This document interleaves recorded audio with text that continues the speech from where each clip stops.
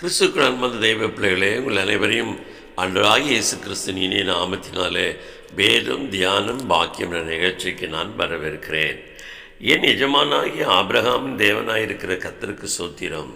அவர் தம்முடைய கிருபையையும் தம்முடைய உண்மையையும் என் எஜமானை விட்டு நீக்கவில்லை என்று ஆதியாகமம் 24:27 நாம் வாசிக்கிறோம். தேவனாய் கர்த்தர் ஆபிரகாமை அழைத்து அவனை ஆசீர்வதித்து அவனை பலுகி பெருக செய்து அவன் பேரை பெருமைப்படுத்தினார் என்று நாம் பார்க்கிறோம். அவன் சந்ததியாகி ஈசாக்குக்கு பெண் கொள்ளும்படியாக அவன் தன் வேலைக்காரன் ஒருவனாகிய மூத்தவனை அழைத்து அனுப்பும் சில வழிமுறைகளையும் அவனுக்கு சொல்லி அனுப்புகிறான்.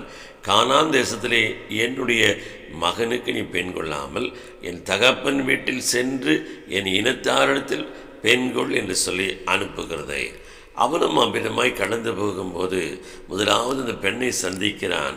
அதன் பிறகு பெண்ணின் சகோதரனையும் சந்திக்கிறான். அவர்களோடு கூட ஆலோசனை பண்ணுகிறதுக்காய் அமரும்போது அவன் சொன்ன ஒரு காரியம், என் ஆண்டவனாகிய ஆபிரகாமினுடைய தேவன் இருக்கிறாரே, அவர் அவனை விட்டு அவருடைய கிருபையும் அவருடைய உண்மையும் விலக்கவே என்று சொல்லி அவன் அங்கு சாட்சி கொடுக்கிறதை குறித்து நாம் பார்க்கிறோம். பிரியமானவர்களே, நாமும் இன்றைக்கு ஆபிரகாமுடைய பிள்ளைகளாய் நாம் இருக்கிறோம். தேவன் ஆபிரகாமுக்கு வாக்கு தத்தத்தை நம்மளை நிறைவேற்றுகிறதுக்கு அவர் உண்மையுள்ளவராய் இருக்கிறார்.